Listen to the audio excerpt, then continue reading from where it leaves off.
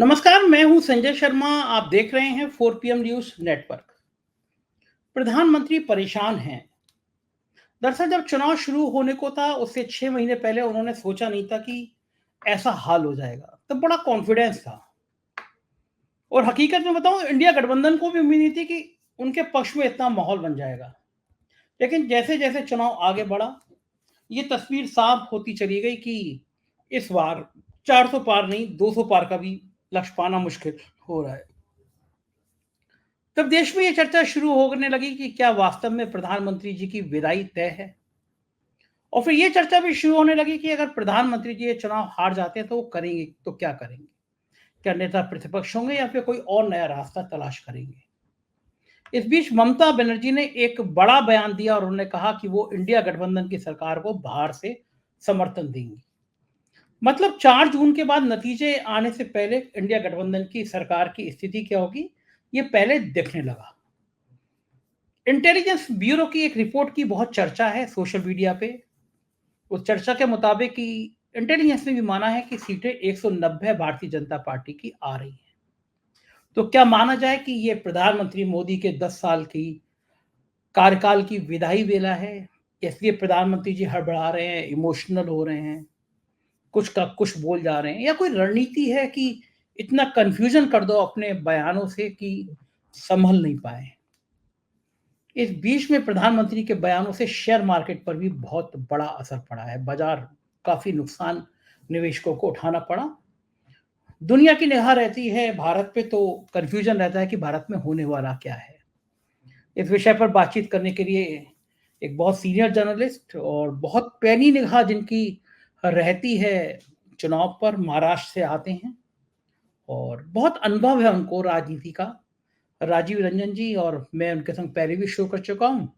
चलते हैं उनसे पूछते हैं कि महाराष्ट्र का क्या हाल है और देश की राजनीति का क्या हाल है। स्वागत है राजीव भाई आपका बहुत बहुत। अब तो प्रधानमंत्री पे तरस आने लगा है, मुझे लगने लगा है कि तो खराब, मतलब 73 साल के आदमी की ये जो कंफ्यूजन वाली स्थिति है, बड़ा इमोशनल हो जाते हैं, रोने लगते हैं वो इंटरव्यू में। ये आपको क्या लगता है क्यों हो रहा है प्रधानमंत्री के साथ ऐसा? देखिए क्या है संजय जी, बहुत अच्छा सवाल है आपका। किसी भी इंसान के व्यक्तित्व को परखने के लिए दो आयाम होते हैं। एक होता है इंटेलिजेंस क्वोशिएंट, आईक्यू जिसको बोलते हैं, और दूसरा होता है इमोशनल क्वोशिएंट जिसको ईक्यू बोलते हैं। ठीक है। अब मैं हमारे प्रधानमंत्री के आईक्यू पे तो मैं बात करना नहीं चाहूंगा, कोई चर्चा भी नहीं करना चाहूंगा, क्योंकि वो बादलों के नीचे से प्लेन गुजारने की बात करते हैं और रडार की बात करते हैं, गैस से नाली से गैस निकाल रहे हैं और खाना बनाने की बात कर रहे हैं। तो let us not talk on IQ of our prime minister. पर ये जो दूसरा जो आयाम है जिसको इमोशनल क्वोशिएंट कहा जाता है, ये बहुत ही इंपॉर्टेंट चीज है।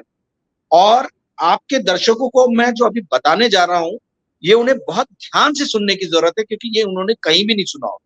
और मुझे ताज्जुब है कि क्यों नहीं हमारे अपोजिशन लीडर्स इस बात को उठा रहे हैं। देखिए, भारत एक एटॉमिक पावर है, ठीक है, परमाणु बम हमारे पास में है। तो क्या इस देश के ऐसे व्यक्ति के हाथ में हम परमाणु बटन दे सकते हैं जो इमोशनली बहुत ही ज्यादा क्या बोला जाए, मतलब बहुत ही ज्यादा इमोशनल हो रहे हैं, बहुत इमोशनली डिस्टेबलाइज दिख। तो ये एक समझने वाली बात और ये बहुत गंभीर मुद्दा है जिस पे चर्चा करना चाहिए। हम लोग हर बात ये बोल के उनको ही बचाते हैं या उसको हल्के में लेते हैं। क्या रे, झूठ बोलने की तो उनकी आदत है, वो तो मिथोमैनिया से ग्रसित है ना, या फिर ये उनकी कोई स्ट्रैटेजी रही होगी। मतलब कमजोरियों को भी हम स्ट्रैटेजी बना देते हैं। पर ये एक बहुत ही गंभीर मुद्दा है, ना केवल देश के लिए बल्कि अंतर्राष्ट्रीय स्तर पे भी, क्योंकि भारत एक एटॉमिक पावर है। क्या इस देश का प्रतिनिधित्व एक ऐसे आदमी के हाथ में रहना चाहिए जो इमोशनली डिस्टेबलाइज हो जाता है रह रह के पूरे नेशन के सामने रोना शुरू कर देता है? क्या आपने किसी और देश के हेड को, किसी भी देश के गवर्नमेंट के हेड को कभी इस तरीके से रोते हुए देखा है? ये सब मुद्दे जो है, ये चर्चा के मुद्दे। यदि यही चीजें ब्रिटेन में हो रही रहती या अमेरिका में हो रही रहती, बर्तानिया सरकार के अंदर में यदि कोई इस तरीके से रो रहा रहता, तो आप देखिए ये नेशनल इशू बन गया रहता, नेशनल इशू बन गया रहता। वहां की मीडिया जो है इस चीज पे चर्चा कर रही रहती कि क्या हमारे एटॉमिक पावर्स जो है, एक न्यूक्लियर बटन जो है, क्या एक ऐसे व्यक्ति के हाथ में होने चाहिए जो इमोशनली डिस्टेबलाइज है या जिसका इमोशनली क्वेश्चन कम हो रहा है। ये एक गंभीर मुद्दा है जिस पे चर्चा करना बहुत ज्यादा जरूरी है। दुख की बात यह है कि आज की डेट में political establishment and establishment of press, ये दोनों एक ही हो गए, जिसको हम गोदी मीडिया बोलते हैं। बेसिकली क्या है, वो पॉलिटिकल एस्टैब्लिशमेंट के साथ में इनलाइन है। तो किसी भी पत्रकार की ये हिम्मत नहीं है कि ये उनसे सवाल पूछे कि मोदी जी आप इतना इमोशनली ब्रेकअप पॉइंट पे क्यों आ जाते हैं, ये ब्रेकअप पॉइंट पे आप आ जाते हैं, क्या ये देश के लिए अच्छा है जबकि आपके हाथ में न्यूक्लियर बटन है। तो इस चीज को मुझे तो ताज्जुब हो रहा है कि ये बात मुझे क्यों बोलनी पड़ रही है। ये तो विपक्षी पार्टियों के जो लीडर्स हैं उन्होंने बोलना चाहिए, उनके जो ये स्पोक पर्सन हैं उन्होंने बोलना चाहिए। और मीडिया में जो इतने बड़े बड़े कॉलमनिस्ट हैं, ठीक है, वो जो हर हफ्ते कॉलम्स लिखते हैं, उनको ये क्वेश्चन रेस करना चाहिए कि क्या भारत का प्रतिनिधित्व एक ऐसा व्यक्ति कर सकता है जो इमोशनली ब्रेकअप पॉइंट पे बहुत जल्दी आ जाता है। मेरे ख्याल से संजय जी इस चीज पे गंभीर चर्चा होनी चाहिए और हमें बार बार जो है इनको क्लीन चिट देने की जरूरत नहीं है, ये बोल के कि ये इनकी स्ट्रेटेजी रही होगी या ये बहुत झूठ बोल देते हैं, ऐसी बात नहीं है। आप लोग इमोशनली इनका एक्सरे करना जरूरी है, इमोशनली इनका चेकअप करना जरूरी है। देखिए 75 साल के आसपास आ रहे हैं, एक साल से रह गए 74 के आसपास में। तो ऐसी स्थिति में, ऐसी उम्र में जब व्यक्ति पहुंचता है तो कुछ ऐसी हरकतें करता है जो बहुत सारे लोग समझ नहीं पाते। मुझे चिंता इस बात की कि क्या वैसे व्यक्ति के हाथ में हम न्यूक्लियर बटन दे सकते हैं क्या, ये एक सवाल है। क्योंकि ये एक इंटरनेशनल सिक्योरिटी के लिए भी इसके बहुत बड़े जो है मायने हैं। हमने देखा 2019 में क्या हुआ था बालाकोट के टाइम में।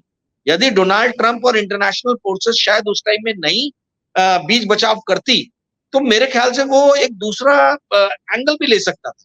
तो हमको इमोशनली स्टेबल आदमी चाहिए as a head of the state, ठीक है। As a head of a state हमें ऐसा नहीं चाहिए कि आप मालदीव से भी झगड़ा कर लो, आप नेपाल से भी झगड़ा कर लो, आप श्रीलंका से भी झगड़ा कर लो। यानी आज हम भारत देश जो है, इसके जो बहुत पुराने अलाइज थे वो भी आज की डेट में एक एक करके चीन की गोद में जाके बैठ रहे हैं और हम बोलते हैं कि विदेश नीति में हम बहुत सक्सेसफुल है। इन सब बातों पे गंभीर चर्चा होनी चाहिए और ये इलेक्शन के ही टाइम में होने चाहिए थी। पर दुख की बात है कि इलेक्शन के टाइम में जो है हम अजीब टाइप की बातें कर रहे हैं। मतलब इसमें जो है ये मुद्दा कहीं मायने नहीं रखता है कि आज जो है what Narendra Modi stands for, how he governed, what he had accomplished on health issues, on education, on employment, on civil rights, on press freedom। ये मुद्दों पे चर्चा करने के बदले हम बात कर रहे हैं कि भाई 400 पार, हम बात कर रहे हैं हिंदू मुसलमान, हम बात कर रहे हैं मंगलसूत्र, हम बात कर रहे हैं गाय भैंस, हम बात कर रहे हैं गंगा ने गोद में लिया है। अरे भाई सवाल ये उठना चाहिए कि जिस आदमी ने इस देश के ऊपर में 10 साल शासन किया है, व्हाट ही स्टैंड्स फॉर, और उसने कैसे गवर्न किया है। इस देश में अनएम्प्लॉयमेंट क्यों बढ़ रही है, ये बार बार बोलते हैं कि नरेंद्र मोदी के टाइम में जीडीपी बढ़ी है। मेरा एक सिंपल सवाल है एज ए फाइनेंशियल जर्नलिस्ट कि यदि जीडीपी बढ़ रही है तो अनएम्प्लॉयमेंट क्यों बढ़ रहा है। जीडीपी बढ़ रही है, देश का विकास हो रहा है, तो एम्प्लॉयमेंट बढ़ना चाहिए, अनएम्प्लॉयमेंट क्यों बढ़ रहा है। यदि आप बोल रहे हो कि 25 करोड़ लोगों को हमने गरीबी रेखा के ऊपर लाया है तो फिर आपको 81 करोड़ लोगों को फ्री राशन क्यों देना पड़ रहा है। इस टाइप के सवाल जवाब होने चाहिए, इस टाइप के मुद्दों पे बहस होनी चाहिए, और इस टाइप के मुद्दे जो है पूरी तरीके से गौण। जी संजय जी। वहां सवाल होते हैं कि प्रधानमंत्री जी आप थकते क्यों नहीं हैं, प्रधानमंत्री जी आप आम काट के खाते हैं या चूस के खाते हैं, प्रधानमंत्री जी आप बटुआ रखते हैं या नहीं रखते हैं। ये सवाल होते हैं, खैर इन सवालों की बलिहारी है। इसका मतलब ये कि एक कहीं ना कहीं देश को इस पे भी सोचना चाहिए, एक नियम इस पे भी बनना चाहिए कि भाई जब अग्निवीर नौजवान 4 साल में पेंशन लेके घर चले जाते हैं तो नेताओं की भी अब एक उम्र में रिटायरमेंट होना ही चाहिए। क्यों नेता 70-80 साल तक काम करता रहे भाई। आप सरकारी कर्मचारी, आप उनको 60-62 साल पे कह देते हैं भैया आप काम करने लायक नहीं बचे, जाइए घर। अग्निवीर के लिए तो आप 4 साल में विदाई कर देते हैं। यहाँ 75 साल की उम्र में भी अब की बार 400 पार, अब की बार 300 पार और अब की बार पाकिस्तान पार, इस तरह के नारे लगते हैं। आपको लगता नहीं है इस देश को इसमें भी चिंतन करना चाहिए कि नेताओं की भी एक रिटायरमेंट की, और मुझे लगता है इससे पोल करा लें, शर्त लगा के मैं कह सकता हूँ, इसमें देश का एक पोल करा ले कि नेताओं की रिटायरमेंट की उम्र होनी चाहिए, नहीं होनी चाहिए। मैं जो शर्त है मैं हारने को तैयार हूँ। पूरा देश एक सुर में कहेगा कि जब सरकारी कर्मचारियों को 62 साल होती है तो चलो 3 साल और ले लो, लेकिन 65 साल में भी नेता को भी रिटायर हो जाना चाहिए। आपको लगता है कि नेता की रिटायरमेंट की उम्र होनी चाहिए? बिल्कुल होना चाहिए। देखिए, जो विश्व की सबसे स्ट्रांग डेमोक्रेसी है अमेरिका, कुछ सोच समझ के वहां पे 2 टर्म्स रखे गए हैं, ठीक है, कि किसी भी इंसान के हाथ में असीम शक्तियां ना चली जाए। आज जो देश में हो रहा है वो क्या हो रहा है, वो असीम शक्ति हो रही है। आज क्यों पत्रकार स्टेनोग्राफर बन गए? पत्रकार स्टेनोग्राफर इसलिए बन गए हैं या वीडियो जॉकी बन गए हैं, सिर्फ पोस्टमैन का काम कर रहे हैं, सामने वाला जो बोल रहा है बिना सोचे समझे उस चीज को ब्रॉडकास्ट कर रहे हैं। ये वीडियो जॉकी और स्टेनोग्राफर पत्रकार इसलिए बन गए क्योंकि इनको मालूम है कि यही नेताओं से इनको कई दशक तक जो है इन्हीं का सामना करना पड़ेगा। और असीम शक्तियां हैं नेताओं के हाथ में। किसी भी हाल में किसी भी प्रधानमंत्री को 2 टर्म से ज्यादा नहीं मिलना चाहिए, पहली चीज। दूसरी चीज, सचिन तेंदुलकर जैसे या लता मंगेशकर जैसे जो राज्यसभा मेंबर बनते हैं, इनको किसी भी हाल में कोई भी सरकारी सुविधाएं जो है इनके ऊपर में खर्चा नहीं करना चाहिए। इनको पेंशन नहीं मिलना चाहिए राज्यसभा की या इसकी, क्योंकि ये अपने आप में इनका कैलिबर बहुत ज्यादा है। जिस देश का फिस्कल डेफिसिट और करंट अकाउंट डेफिसिट जो है इतना हाई चल रहा है, जिसके ऊपर में 205 लाख करोड़ का डेट है, उस देश को क्यों ये बड़े बड़े लोगों को जिनकी अपनी आमदनी है इनको पेंशन की सुविधा और तमाम तरीके की सुविधाएं देने पे पैसा खर्चा करना चाहिए? देखिए, इस देश में पॉलिटिकल एस्टैब्लिशमेंट के ऊपर में एक रेफरेंडम होना चाहिए। मेरे ख्याल से सबसे पहले ही काम करना चाहिए यदि इंडिया अलायंस सरकार में आती है कि वो रेफरेंडम करे कि एक प्रधानमंत्री का टेन्योर कितना होना चाहिए, एक जो कैबिनेट कमेटी में जो मिनिस्टर्स 4 रहते हैं, फाइनेंस, डिफेंस, आपका होम और विदेश मंत्री, इन चारों का कितना टेन्योर होना चाहिए। भाई 25 साल तक 20 साल तक एक ही आदमी के हाथ में आप फाइनेंस इस देश का नहीं दे सकते। 15 साल तक एक आदमी के हाथ में नहीं दे सकते, क्योंकि इससे क्या होगा, शक्तियों का असंतुलन होगा। अब आप इस बात को समझिए, यदि अमेरिका इस चीज को एप्लीकेबल कर रहा है, और हमारी तो आदत है कि हम अमेरिका का अनुसरण करते हैं, हर चीज में अनुसरण करते हैं, हर चीज में बोलते हैं कि भाई वो जो कर रहे हैं वो सही है, तो हम इस चीज में क्यों नहीं अनुसरण कर रहे? ये पॉलिटिशियंस बहुत चालाक है। पॉलिटिशियंस और बिजनेसमैन इस देश के इतने चालाक हैं कि जहां पे भी इनके हितों पे कुठाराघात होने का सवाल आता है तो ये बोलने लगते हैं कि देखो देखो देश के हितों के साथ खिलवाड़ हो सकता है। भाई, आपके हितों के साथ खिलवाड़ होना, देश के हितों के साथ खिलवाड़ होना, इन दोनों में बहुत अंतर है। भाजपा ने एक सिंपल पॉलिसी नरेंद्र मोदी के अंडर में जो है अडॉप्ट की है, और संजय जी वो पॉलिसी ये है कि यदि कोई भाजपा का या नरेंद्र मोदी सरकार का क्रिटिसिज्म करता है तो ये क्लियरली बोलते हैं कि भाई आप देश के खिलाफ जा, तो हाँ, इन्होंने पार्टी पाकिस्तान को देश बना, हाँ, यही सबसे पाकिस्तान बड़ी स्ट्रैटेजी। एक जी, नारा होता है, जी आपको संजय जी। पाकिस्तान पाकिस्तान चले जाइए। आपको नहीं हाँ, लगता या कि आप भारतीय जनता पाकिस्तानी हो। हाँ, आपको नहीं लगता कि भारतीय जनता पार्टी जो है वो नरेंद्र मोदी प्राइवेट लिमिटेड हो गई है? बिल्कुल सही। ये चीज तो मैं ना जाने कितने मंचों पे कितनी बार बोल चुका हूं कि पार्टी चलेगी हाशिए पे, और ये पूरी की पूरी पॉलिटिकल पार्टी जो है ये नरेंद्र मोदी और अमित शाह की गिरफ्त में चल गई। अमित शाह क्या, नरेंद्र मोदी प्राइवेट लिमिटेड ही है वो। देखिए, नरेंद्र मोदी जो है ये बहुत अच्छे इवेंट मैनेजर हैं, ऐसा लाल कृष्ण आडवाणी ने कहा था, मैं नहीं कह रहा हूं। जब ये सरकार में 2014 में आए थे तो लाल कृष्ण आडवाणी ने कहा था कि नरेंद्र मोदी की एक ही क्वालिटी है और वो है कि वो बहुत अच्छे इवेंट मैनेजर। तो इन्होंने क्या किया है, पूरे के पूरे देश में अगर छोटा सा भी कुछ होता है ना तो उसको बड़ा इवेंट बना देते, और उस इवेंट की धुरी में केंद्र में ये अपने आप को रखते। तो भारतीय जनता पार्टी अब हो गई है इवेंट मैनेजमेंट कंपनी, और जिसके सीईओ हो गए हैं नरेंद्र मोदी जी। और पूरा देश, हमारा देश जो है ना, ये एंटरटेनमेंट स्टार देश है। यहाँ पे एंटरटेनमेंट की बहुत कमी है, इसलिए सड़क पे यदि 2 लोग झगड़ा भी करते हैं तो 100 लोग खड़े होकर देखना चालू करते हैं, ठीक है। तो उनको मालूम है कि ये एंटरटेनमेंट स्टार्व्ड कंट्री को, जो एंटरटेनमेंट की भूखी है, इसको कैसे छदम कैसे खोखले मतलब इश्यूज दिखाया जाए कि G20 समिट हो रहा है तो ये देखिए भारत बन गया विश्व गुरु। अरे भैया वो तो होना ही है, वो कोई ना कोई देश तो होस्ट करेगा ही उसको, तो इसमें भारत कहां से विश्व गुरु हो गया। और आपको मैं बताता हूं, आपको ताज्जुब होगा ये जान के कि हमारा टर्म जो था 2026 में शायद आने वाला था, 26 या 27 में आने वाला था। मोदी जी ने बोल के लिए कि G20 हमको ऑर्गेनाइज करने दीजिए, क्योंकि उनको ये पूरा इवेंट जो है अपने एडवर्टीजमेंट के लिए 1 साल पहले से ही अपना एडवर्टीजमेंट, अपना ब्रांड बिल्डिंग जो है वो पिकअप कराना। तो आपका ये एकदम सही कहना, पर आपको एक अंदर की बात मैं बता देता हूँ। हर इंटरव्यू में आता हूं तो कुछ ना कुछ इंटरनल इंफॉर्मेशन देना जरूरी है आपके दर्शकों के लिए।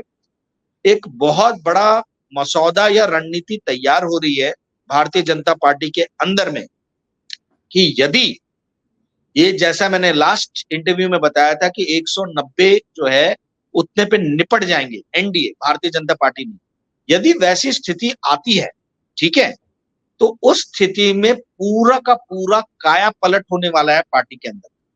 अभी तक पार्टी के अंदर पार्टी प्रेसिडेंट जो है वो सलाह मशवरा से जो है ना, मतलब आपसी कंसल्टेशन और कंसेंसस से ये लोग बना लेते। मुझे ऐसा लगता है कि भारतीय जनता पार्टी में शायद पहली बार ऐसा मौका आएगा कि यहाँ पे पार्टी प्रेसिडेंट बनाने के लिए खूब द्वंद। और आप इस बात को समझिए कि ये जितने हाशिए पे पहुंचा दिए गए लीडर्स हैं, आप संजय जी इस बात को भूल रहे हैं कि नितिन गडकरी जो है वो नॉमिनेशन में नहीं पहुंचे हैं नरेंद्र मोदी के। नितिन गडकरी, हाँ, जैसा मैंने आपको बताया था, अभी आगे नितिन गडकरी बनारस नहीं में है। नॉमिनेशन में नितिन गडकरी नहीं गए। नितिन गडकरी जब ये नागपुर में आए थे तब नितिन गडकरी मिलने नहीं गए थे। ये भी खबर जो है 4PM ने मैंने ब्रेक किया था यहाँ पे। वैसे ही नितिन गडकरी जो है ये नॉमिनेशन में नहीं गए, शायद दूसरी जगह पे भी आया होगा, मुझे आइडिया नहीं है, पर वो नहीं गए। यहीं तक न्यूज आया होगा तो आया, पर वो क्यों नहीं गए, इसका रीजन जो है ये किसी ने इसका एनालिसिस नहीं किया है। बहुत बड़े लेवल पे इंटरनल उठापटक जो है आप आने वाले दिनों में देख सकते हैं। और जो ये कहा जा रहा है, अरविंद केजरीवाल ने एक सुरसुरी छोड़ दी है कि 2 महीने के अंदर में जो है मोदी जी को बदल दिया जाएगा। यदि सीट कम होती है तो आप देखिए किसको बदल दिया जाएगा और क्या बदलाव आता है। आप क्या समझ रहे हैं कि वसुंधरा राजे सिंधिया, जिनकी मां के पैसे से भारतीय जनता पार्टी की शुरुआत हुई है, क्या वो अपने हाथ से पार्टी पूरी जाने देंगे और खामोशी से बैठेंगी? मुझे इसके ऊपर में बहुत डाउट लगता है। गडकरी साहब यदि नहीं जा रहे हैं कहीं पे भी तो इसके पीछे बहुत बड़ा कारण है। योगी आदित्यनाथ यदि शांति से चुपचाप बैठे हुए हैं तो इसका भी बहुत बड़ा कारण है। यदि मध्य प्रदेश के जो भूतपूर्व मुख्यमंत्री थे वो यदि अशोक गहलोत से मिलने के लिए एयरपोर्ट पे पहुंच रहे हैं और उनका गर्मजोशी से स्वागत कर रहे हैं तो उसके भी बहुत मायने हैं। देखिए क्या होता है, पॉलिटिक्स के अंदर में सिग्नल्स दिए जाते, पॉलिटिक्स के अंदर में शब्दों का कोई मोल नहीं है, इसमें आपका जो एक्शन है ये महत्व रखता है ना। Action speaks louder than word, वो जो बोला जाता है वो यहाँ बहुत ज्यादा मायने रखता है। तो इस तरीके से आप देखेंगे बहुत सारे लीडर्स हैं जिनको हाशिए पे पहुंचा दिया गया है, ये शांति से बैठने नहीं वाले और ये कोई रिटायरमेंट लेने भी नहीं वाले। बस ये इस मौके का इंतजार कर रहे हैं कि 4 जून को कितनी सीट आती है वो एक बार पता चल जाए, उसके बाद में आप देखिए कि कैसे चेस का गेम भारतीय जनता पार्टी के अंदर जो है वो शुरू हो। जी संजय जी। अच्छा राजीव जी बताइए मुझे, जैसे आपने बताया कि इंटेलिजेंस की रिपोर्ट है कि एनडीए 190 पे आएगा। एक स्थिति ये है कि भाजपा 150-200 के बीच में रह जाती है तो, और एक स्थिति हो जाती है कि भाजपा 300 पार चली जाती है तो, उन दोनों स्थिति में गडकरी का क्या होगा? देखिए 300 पार के बाद के ऊपर गई तो गडकरी साहब की तो राजनीति खत्म, फिर वो रिटायरमेंट पे चले जाएंगे, राजनीति उनकी पूरी तरीके से खत्म हो जाएगी। और यदि जैसा मैंने बताया कि 190 पे निपट जाएंगे अगर, तो आप समझिए कि इनके बल्ले बल्ले चांदी हो जाएगी, क्योंकि जितने भी लीडर्स हाशिए पे पहुंचा दिए गए ये सब गडकरी साहब के पीछे लामबंद हो जाएंगे यदि गडकरी जी जीतते हैं नागपुर से तो।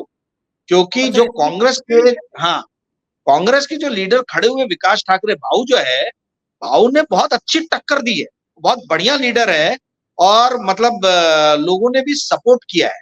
देखिए कांग्रेस में थोड़ा टिकट वितरण में गड़बड़ी हो गया, यहाँ तक कि जो नागपुर के बाजू की सीट है रामटेक, ये भी 100% श्योर शॉट के लोग जीत जाते थे यदि ये नितिन राउत को टिकट देते थे, जो दलितों के सबसे बड़े लीडर हैं महाराष्ट्र के अंदर। बट नितिन राउत की आपसी पार्टी के अंदर जो इनकी रंजिशें हैं, उसके कारण उनकी टिकट कट गई। यदि उनको टिकट मिलती थी तो रामटेक की सीट भी श्योर शॉट आती थी। तो ये विदर्भा जो है, ये बहुत बड़ा एक गढ़ बन के उभरता था। विकास ठाकरे, नितिन राउत, यानी ये जो दोनों बड़े लीडर हैं नागपुर के, ये बड़े नेशनल लेवल पे आते थे। बट अब हमको 4 जून को वेट करना पड़ेगा। तो जो आपने बोला कि गडकरी जी की क्या स्थिति होगी, गडकरी जी धुरी में, गडकरी जी केंद्र में आ जाएंगे। यदि 190 की सीट मिली तो वसुंधरा राजे से लेके तो योगी तक सब गडकरी साहब के आजू बाजू जो है अपनी जो है ना रणनीतियां तैयार करने में लग जाएंगे। और देखिए, गडकरी साहब को ममता बनर्जी भी पसंद करती है, अरविंद केजरीवाल भी पसंद करते हैं। बहुत सारे लीडर हैं जो नितिन गडकरी की तारीफ करते हैं। उनके जितनी फैन फॉलोइंग पार्टी के अंदर में है, उतनी फैन फॉलोइंग उनकी पार्टी के बाहर भी है। तो मैंने आपको बताया भी था शायद एक चर्चा में कि ना राहुल गांधी प्रचार करने के लिए नागपुर में आए, ना प्रियंका गांधी आई, जिसके कारण जो भाऊ जो है विकास ठाकरे के सपोर्टर्स के बीच में बड़े इस चीज को लेकर चर्चा हुई और वो थोड़े क्रोधित थे कि भाई ऐसा, मतलब अगर वो लोग आ जाते थे तो भाऊ 100% श्योर शॉट सीट निकाल सकते थे। ठीक है, पर वो अब हो गया इलेक्शन। बट मूल मुद्दे की बात यह है कि आने वाले जो 380 सीट्स पे इलेक्शन हो गए हैं, 163 सीट्स बची हैं। इसमें से पंजाब की 13 सीट निकाल दीजिए तो 150 हो गया, हरियाणा की 10 सीट निकाल दीजिए तो 140 हो गया, 60 सीट दिल्ली की निकाल दीजिए तो 133 हो गया, और एक चंडीगढ़ निकाल दीजिए तो 132 हो गया। 132 सीट में जो है वो कड़ी, अच्छा उसमें 5 सीट जम्मू कश्मीर और लेह की भी निकाल दी, तो 127 सीट जो है, 127 सीट में क्या भारतीय जनता पार्टी 80 सीट जीत पाएगी? ये एक अहम मुद्दा होने वाला है, जिसमें महाराष्ट्र की सीट है, यूपी की सीट्स है, बंगाल की सीट्स है, और ये हर जगह पे स्थिति एकदम नाजुक चल रही है भारतीय जनता पार्टी की। जी संजय जी, जी। बिल्कुल आपने बड़ा सेंसिटिव बात बताई मुझे। गडकरी हार जाएँगे ये बात बड़ा लोगों को चौंकाती है। लेकिन एक स्थिति और है राजीव भाई, जिससे बात कर रहा हूँ, महाराष्ट्र में मैंने बहुत सारे ब्यूरोक्रेट से बात करी, पॉलिटिकल लोगों से बात करी, जर्नलिस्ट से बात करी। मुझे लगता है कि देश में सबसे ज़्यादा चौंकाने वाले नतीजे, या ये दूसरे शब्दों में कहूँ कि भारतीय जनता पार्टी को सबसे धक्का पहुँचाने वाले नतीजे, क्या महाराष्ट्र से आते हुए दिख रहे हैं आपको? महाराष्ट्र में मैंने जैसे लास्ट टाइम बताया था कि 22 सीट जो है वो इंटेलिजेंस की रिपोर्ट बोल रही है कि एनडीए को मिलेगी। बट उसके बाद मुझे बहुत सारे पत्रकार दोस्तों के फोन आए और उन्होंने शर्तिया तौर पे बोला कि हम शर्त लगाने को तैयार हैं कि ये 15 के आगे किसी भी हाल में नहीं बढ़ेगा। ठीक है, एनडीए। पर हाँ, एनडीए नहीं बढ़ेगा। अब ये मतलब मुझे नहीं मालूम किस बेसिस पे बोल रहे हैं, बट मुझे लग रहा है कि 22 एक सीट मिलना चाहिए इनको। तो तो स्थिति फिर तो बहुत ज्यादा नाजुक है। और बीजेपी की महाराष्ट्र की ही स्थिति को देखते हुए और पश्चिम बंगाल की स्थिति को देखते हुए ममता बनर्जी ने बहुत बड़ा एक वक्तव्य दिया है कि हम बाहर से इंडिया अलायंस को समर्थन करेंगे। आप इसके मायने जो है इस चीज को समझिए, बहुत इसके पीछे गूढ़ रहस्य छिपा हुआ। जी संजय जी। क्या लगता है आपको ममता बनर्जी के इस बयान का क्या मतलब है? इस बयान का मतलब ये है कि भारत को पहला बंगाली प्रधानमंत्री मिलने वाला है। भारत को इंदिरा गांधी के बाद पहली महिला प्रधानमंत्री मिलने वाली है। क्योंकि आप इस बात को समझिए कि 42 में से 32 सीट, 30 से 32 सीट पश्चिम बंगाल में ममता बनर्जी जीत रही हैं। किसी भी तरीके से कैलकुलेशन कीजिए तो 125 के आसपास में आके कांग्रेस निपट रही है। पूरा इंडिया अलायंस 300 के आसपास में आके निपट रहा है। बिना ममता बनर्जी के सपोर्ट के केंद्र में सरकार बनने नहीं वाली है। और किसी भी हाल में कांग्रेस ये नहीं चाहेगी या दूसरे घटक दल ये नहीं चाहेंगे कि ममता बनर्जी जो है वो बाहर से समर्थन दे, क्योंकि वो एक डिस्टेबलाइज गवर्नमेंट दिखेगी। तो अंत में आके यही निष्कर्ष पे बात आएगी कि दीदी आप आइए, हमारा आप, हम सभी का आप में कॉन्फिडेंस है। देखिए, अरविंद केजरीवाल तो पूरी तरीके से ममता बनर्जी के साथ है। ममता बनर्जी को हेमंत सोरेन का भी बहुत स्ट्रॉन्ग सपोर्ट। ठीक है, अब रह गई बात अखिलेश जी की और डीएमके की। ठीक है, शरद पवार जी का भी उनको सपोर्ट मिलेगा। क्योंकि आप एक बात को समझिए संजय जी, ममता बनर्जी एकमेव ऐसी महिला लीडर है पूरे भारत में जिसका कोई गॉडफादर नहीं, जिसने स्क्रैच से पार्टी शुरू की है। नहीं तो आप जितने भी महिला नेता देख लें, किसी का पति वो या तो किसी की बीवी है, या किसी की बेटी है, या किसी की बहन है, या किसी की गर्लफ्रेंड है। इन्हीं लोगों ने जो है पार्टियों को संभाला है, चलाया है। ममता बनर्जी एकमेव महिला जो है आपको दिखेंगी नेता जिन्होंने स्क्रैच से पार्टी को खड़ा किया, और कम्युनिस्ट पार्टी के बड़े से बड़े लीडर उनके कदमों में जाके गिरे। तृणमूल कांग्रेस ज्वाइन किया उन लोगों ने, और जो पार्टी छोड़ के गए वो भी वापस आए और उन्होंने पार्टी ज्वाइन किया। एकमेव लीडर है जिसने कैलाश विजयवर्गीय, अमित शाह और नरेंद्र मोदी के जो स्ट्रॉन्ग कॉम्बिनेशन जिसको बोला जाता है, उस स्ट्रॉन्ग कॉम्बिनेशन को जो है इन्होंने मुंह की जो है ना मात दी है, मतलब मुंह की खाई है इन लोगों ने। तो ममता बनर्जी को हम किसी भी तरीके से डिस्काउंट नहीं कर सकते। बहुत सारे देखिए गोदी मीडिया से भाजपा पे एप्लीकेबल नहीं होता, गोदी मीडिया कांग्रेस सपोर्टर जो पत्रकार है उन पे भी एप्लीकेबल होता है। आधे पत्रकार भाजपा की गोद में बैठे हैं, आधे पत्रकार कांग्रेस की गोद में बैठे, न्यूट्रल होके कोई चीजों को देख नहीं रहा है। न्यूट्रल बात यह है कि आप ममता बनर्जी की अनदेखी करके आप एक स्टेबल गवर्नमेंट इस देश को दे नहीं सकते, और कांग्रेस कभी नहीं चाहेगी कि इस देश में स्टेबल गवर्नमेंट ना बने इंडिया अलायंस के अंडर। और वैसे भी ये पूरे इंडिया अलायंस में यदि सबसे कोई वीक स्पॉट है तो वो कांग्रेस ही है, क्योंकि इंदौर में कांग्रेस का जो है वो लीडर भागा, सूरत में कांग्रेस का लीडर भागा, पुरी में कांग्रेस का लीडर भागा। ये जो नॉमिनेशन हुए हैं, ये नॉमिनेशन छोड़ के भागने वाले कांग्रेस के लीडर, कहीं आपकी ममता बनर्जी का लीडर नहीं भागा, या अरविंद केजरीवाल का लीडर नहीं भागा, या लालू प्रसाद यादव का या अखिलेश यादव का जो नॉमिनेट किया हुआ बंदा है वो नहीं भागा है। तो ये रीजनल पार्टीज को भी समझ में आ रहा है कि कांग्रेस हमारे पूरे इंडिया अलायंस का सबसे वीक स्पॉट है। पर बहुत सारे कांग्रेस की गोदी में बैठे हुए पत्रकार ऐसे हैं जिनको मतलब जो तुले हुए हैं ये बोलने के लिए कि भाई कांग्रेस के ही लीडरशिप में बनेगी तो बहुत अच्छी बात है। मैं कोई कांग्रेस विरोधी नहीं हूं, मैं भी कांग्रेस को बहुत सपोर्ट करता हूं, मेरी विचारधारा कांग्रेस की विचारधारा से मेल खाती है। सेक्युलरिज्म पे हम विश्वास करते हैं, लिबरल थॉट्स पे विश्वास करते हैं। किंतु आज की सच्चाई ये है कि कांग्रेस को यदि स्टेबल गवर्नमेंट इस देश में देना है तो उनको ममता बनर्जी का प्रतिनिधित्व स्वीकार करना पड़ेगा। एंड मार्क माय वर्ड्स, यदि इंडिया अलायंस आती है तो स्टेबल गवर्नमेंट चाहिए तो ममता बनर्जी को ही ये सब मिलकर प्राइम मिनिस्टर बनाएंगे। जी संजय जी, बड़ा रोचक चुनाव हो जाएगा। लेकिन एक चीज और है, हमारे गुजरात के स्थानीय संपादक है मयूर जानी, उन्होंने कहा कि स्थिति गुजरात में भी ठीक नहीं है। 6-7 सीटों पे गुजरात में भी बीजेपी फंसी हुई है। आप कल्पना करिएगा गुजरात से भी ये संदेश आएंगे कि गुजरात में बीजेपी फंस 5 गई है। सीट हार रहे हैं, 5 सीट इंटेलिजेंस के हिसाब से 5 सीट हार रहे हैं वहां गुजरात में। हाँ, 5 सीट गुजरात में हार रहे हैं। दिल्ली में 7 की 7 ऐसा सुनने में आ रहा है। तो ये जो है, क्योंकि ये अरविंद केजरीवाल और कांग्रेस का बड़ा स्ट्रॉन्ग जो है ना, वहां पे ग्राउंड लेवल पे बहुत ज्यादा समर्थन मिल रहा है आप और कांग्रेस को। और हरियाणा में तो आपने देख ही लिया कि क्या हाल है। हरियाणा में तो छोड़ छोड़ के जो है वो भाजपा के लीडर कांग्रेस में शामिल हो रहे हैं। जम्मू कश्मीर में कश्मीर से ये पूरे नदारदी हो गए। लद्दाख का तो दूसरी पार्टी में ही शामिल होगा, कांग्रेस में ही शामिल हो गया जो एमपी था। तो इनको सीट कहां से मिलेगी? महाराष्ट्र में भी तकलीफ है, बंगाल में अभी उसी जगहों पे इलेक्शन होने वाले हैं जहां पे सबसे स्ट्रांग है ममता बनर्जी। तो आप सीट निकालोगे कहां से? सीट निकालने के लिए आपकी जगह तो चाहिए ना आपको।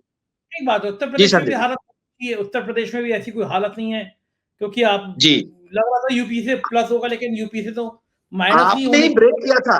आपने ब्रेक किया था कि राजा भैया को, ये 4 PM पे संजय शर्मा ने ही ये स्टोरी ब्रेक की है कि राजा भैया को अमित शाह ने बैंगलोर में बुलाया। तो ये क्यों बुलाया है, इसके मायने हैं। ये छोटे छोटे जो सिग्नल्स है ना, ये हमको पकड़ने चाहिए। जैसे मैंने आपकी प्रोग्राम में बताया था कि ट्विटर का मालिक जो है वो इंडिया नहीं आ रहा है, इसके बहुत मायने हैं। फेसबुक जो है वो कोर्ट में बोल रहा है कि हम देश छोड़ के चले जाएंगे। व्हाट्सएप, इसके बहुत मायने हैं। लोगों को ये छोटे छोटे सिग्नल पकड़ने चाहिए। ममता बनर्जी ने बोला मैं बाहर से समर्थन दूंगी, इसके बहुत मायने हैं। तो प्रॉब्लम यह है कि जो आज की डेट में राजनीतिक विश्लेषक भी जो हैं भारत में या मीडिया में जो आते हैं, ये छोटे सिग्नल्स को नहीं पकड़ते, और इनका देखने का दृष्टिकोण जो है मतलब बाइनरी है, या तो कांग्रेस या तो बीजेपी। आप देख लीजिए, मतलब मैं नाम नहीं लेना चाहता हूं, बट कई ऐसे हैं, मतलब इनफैक्ट यूट्यूब पे आने वाले बड़े बड़े पत्रकार जिनको पितामह कहा जाता है, और आपके भी बहुत अच्छे मित्र हैं कई, जो क्लियरली इसको बाइनरी में देखते हैं, बीजेपी या कांग्रेस। वो ये भूल जा रहे हैं कि इसके बीच में और बहुत सारे प्लेइंग एलिमेंट्स हैं। उन एलिमेंट्स को आप नजरअंदाज करके भारत की पॉलिटिक्स को डिफाइन नहीं कर सकते हो आने वाले दिन। जी संजय बिल्कुल जी। सही बात, ये स्थिति है और हम लोग चर्चा करते रहेंगे देश की राजनीति पे। बहुत-बहुत शुक्रिया राजीव भाई, आपने इतना कीमती समय दिया, आभार आपका। ये थे राजीव रंजन जी और हम लोग चर्चा कर रहे थे कि आखिर देश की राजनीति में क्या होने जा रहा है। मुझको यकीन है ये चर्चा आपको पसंद आई होगी। चैनल को जॉइन कीजिएगा, सब्सक्राइब करिएगा और अपनी राय से ज़रूर अवगत कराइएगा। बहुत-बहुत शुक्रिया। Thank you.